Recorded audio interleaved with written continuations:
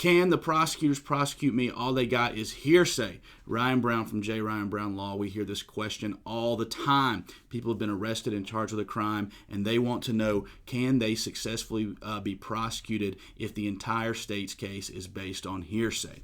Well, that's a complicated question, but we're going to give some quick answers to what hearsay is and can prosecutors use it. Hearsay is when somebody who is not testifying makes a statement outside of court, and then it is offered inside of court to prove that it was true. All right, so an out-of-court statement offered for the truth of the matter asserted is what the law school phrase is. So think about it as someone says something on the street, and then somebody else comes into court and says, well, Johnny told me this.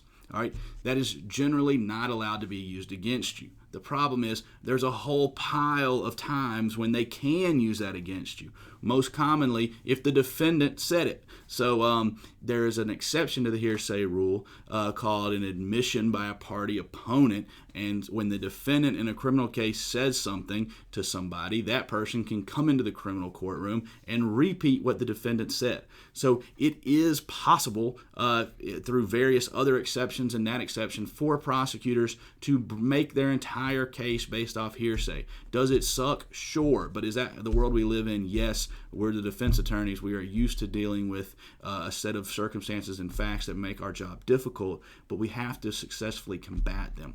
But the quick answer is, can the prosecutors use hearsay against me, or can they base their case on hearsay? And the answer is yes, because we all know from other videos that so many times the prosecutor's best evidence is the defendant's statements. They confess, they tell things to the cop that they shouldn't say, and the prosecutors love using that against defendants in trial.